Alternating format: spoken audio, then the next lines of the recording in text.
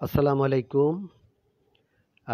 আজকে আবার এলাম সেই রাজনৈতিক দুটি দলের সাংঘর্ষিক আলোচনা নিয়ে।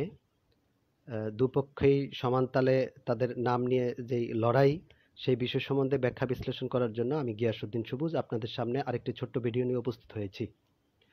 আপনারা জানেন ইতিমধ্যে 17 তারিখে জনাব রফিকুল আমিনের নেতৃত্বে একটি নতুন দল ঘোষণা করা হয়েছে। সেই দলটির নাম হচ্ছে আম জনতা বাংলাদেশ আম জনতা পার্টি। তো বাংলাদেশ আম জনতা পার্টির সাথে আরেকটি দল হিসাবে মিলে যায়। সেটা হচ্ছে এর আগে আরেকটি দল তারা নিজেদের নাম ঘোষণা করেছে, আত্মপ্রকাশ করেছে, সেটার নাম হচ্ছে আম জনতা দল। এখন আম জনতা দল আজকে সংবাদ সম্মেলন করেছে মিডিয়ার সামনে। তাদের বক্তব্য হচ্ছে, আমাদের সংগঠনের নাম কেন রফিকুল আমিন সাহেব তার একটু ঘুরে ঘাড়ায়া কেন তার দলের নাম কেন আমাদের দলের নামের সাথে মিলিয়ে রাখলো। মূলত এখানে দুই পক্ষের আলোচনায় শুনেছি, দুই পক্ষের সাথে কথা হয়েছে। রফিকুল আমিন সাহেব যখন জেলে কারাবন্দী ছিলেন, বিগত স্বৈরশাসকের হিংসার কারণে আপনারা জানেন যে উনাকে আটকে রাখা হয়েছিল 12.5 বছর। পরবর্তীতে উনি ছাড়া পেয়েছেন, কিন্তু ওখানে জেলে বসেই গত 8-9 বছর আগে থেকেই উনি রাজনৈতিক দলের যে নিয়ম, নাম, তারপরে কিভাবে দল হবে, এই বিষয়গুলো উনি রেডি করেছেন। উনার বক্তব্য হচ্ছে যে, আমি যদি 45 লাখ মানুষকেই নেতৃত্ব দিতে পারি, পরিবর্তন চাই মানুষের, তাহলে টোটাল জাতির জন্য তো একই কাজ, যে সেটারও তো নেতৃত্ব দেওয়া যায়। কারণ আমাকে যদি মানুষ ভালোই মনে করে, আমি যদি সৎ হই, আমি যদি দেশপ্রেমিক হই, তাহলে আমার দায়িত্ব পড়ে টোটাল জাতির জন্য কিছু করা। যার কারণে রাজনৈতিক দল গঠন করা। এবং এটা আজকের হঠাৎ করে ওই আমজনতা দল তৈরি হইল আর উনি নাম দিল, এরকম না। আমার ব্যক্তিগত জানা মতে এটা আরও 8-9 বছর আগে থেকে উনি নাম সহ এই দলের নীতিমালা সহ সব কিছু উনি আগে রেডি রেখেছেন এবং বর্তমান পরিস্থিতিতে সেটাকে আত্মপ্রকাশ ঘটিয়েছে।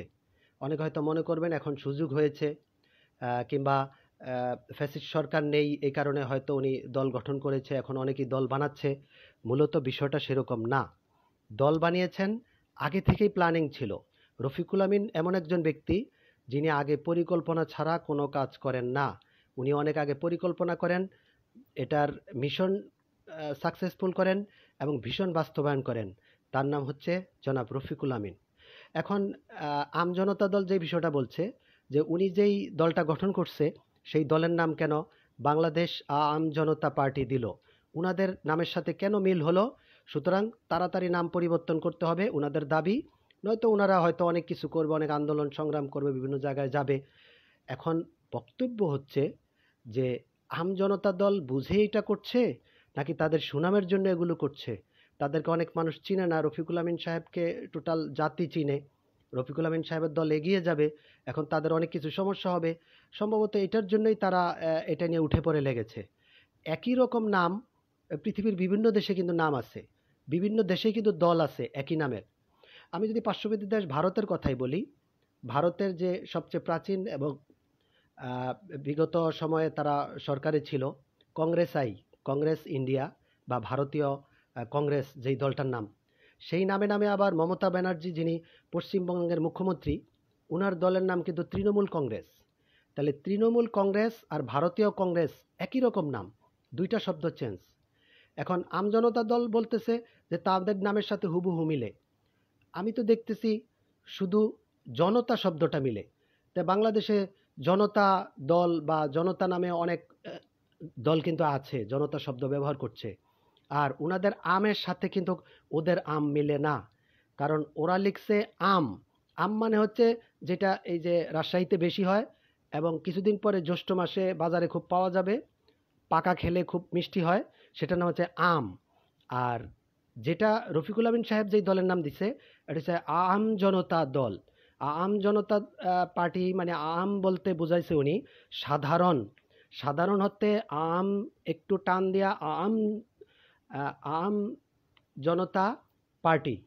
আর সেটার সাথে আরও কিছু অমিল আছে, যেমন আগে লাগিয়েছে বাংলাদেশ, বাংলাদেশ আম জনতা পার্টি। আর ওনাদের নাম হচ্ছে জনতা দল, আর এটা হচ্ছে পার্টি। এখন এত সব অমিল শুধু জনতা শব্দ মিলে, উনাদের আমের সাথেও কিন্তু মিলে না। তারপরও কত দাবি কেন? কারণ রফিকুল আমিন সাহেব জনপ্রিয়, উনার নাম ব্যবহার করে উনারা এখন উঠতে চায়, কিংবা ভয় পাচ্ছে যে উনার দল যেভাবে তাড়াতাড়ি উঠছে সেক্ষেত্রে আমাদের তো পাত্তা থাকবে না। আসলে রাজনীতি করতে গেলে যদি দেশপ্রেম না থাকে, যদি জনগণের প্রতি কমিটমেন্ট না থাকে, তাহলে যে নাম নিয়ে বাড়াবাড়ি, কে কি উঠলো সেগুলো দেখা দেখি, সেগুলো নিয়ে আন্দোলন করা, এগুলোতে বোঝা যায় যে এটা একটা হীন মনস্ক কিংবা নিজেদের স্বার্থের জন্য এগুলো করা হচ্ছে। বাংলাদেশে অনেকগুলো রাজনৈতিক দল আছে, আপনারা জানেন। জাতীয় পার্টি নামে ৩টা দল। একটা হচ্ছে জাতীয় পার্টি জেপি এরশাদ, আরেকটা হচ্ছে জাতীয় পার্টি জেপি মঞ্জু, আরেকটা হচ্ছে বাংলাদেশ জাতীয় পার্টি মানে বিজেপি।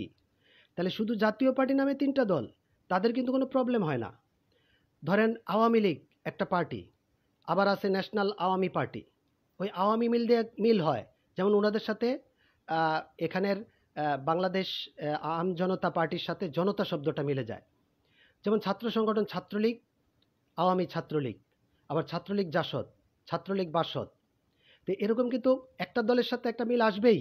কারণ যখন জনপ্রিয়তার জন্য বা দেশের জন্য কাজ করবে কোনো দল, তখন কিন্তু তার জনগণের পক্ষে কোনো শব্দ ব্যবহার করা হবে। এখন বাংলাদেশ জাতীয় পার্টি ইংরেজিতে হয় বাংলাদেশ ন্যাশনাল পার্টি বা সংক্ষেপে বিএনপি, আবার বাংলাদেশ ন্যাশনাল পার্টি বাংলাদেশ জাতীয়তাবাদী দল সেটাও বিএনপি। এরকম যদি মিলাতে যাই তাইলে কিন্তু রাজনীতি করা হবে না, শুধু নাম নিয়ে দৌড়াবে। কেউ কেউ আছে শুধু নাম নিয়ে দৌড়াতে পছন্দ করে। সুতরাং আমি বলবো যে এই নাম নিয়ে দৌড়াদৌড়ি কারাকারি এগুলো বাদ দিয়ে জনগণের কাতারে দাঁড়ান, জনগণের সাথে কথা বলেন, জনগণের জন্য কাজ করেন। জনগণের জন্য কাজ করলে আপনি অনেক দূর এগিয়ে যাবেন, আপনার শিকড় শক্ত হবে, আপনি আসলেই আম জনতার পক্ষের লোক হবেন। আর যদি সমালোচনা করতে যান, কে কি করলো তার সাথে মিলাইতে যান, এগুলো করলে আপনি কিন্তু এগুতে পারবেন না। তো আমাদের প্রত্যাশা, যেহেতু দেশ পরিবর্তিত হয়েছে ২৪-এর পরে, সুতরাং এখন নতুন নতুন দলগুলো, দেশপ্রেমিক দলগুলো যাতে এগিয়ে যায়, কেউ কারো প্রতিপক্ষ না, সবাই এগিয়ে যাবে। কেউ জিতবে, কেউ দ্বিতীয় তৃতীয় হবে, এইটুকুই পার্থক্য।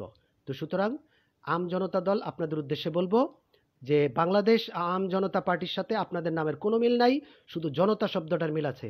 সুতরাং পিছিয়ে যান, এই আলোচনা আসবেন না। আমাদের যেই পার্টিটার নাম ঘোষণা করা হয়েছে, রফিকুল আমিন সাহেব ঘোষণা করেছেন, সেটার সাথে আপনি মতদ্বৈধতা করতে আসবেন না। সবাইকে ধন্যবাদ এবং সবাইকে আল্লাহ তাআলা সঠিক বোঝ দান করুক। আমিন। আসসালামু আলাইকুম ওয়া রাহমাতুল্লাহ ওয়া বারাকাতুহু।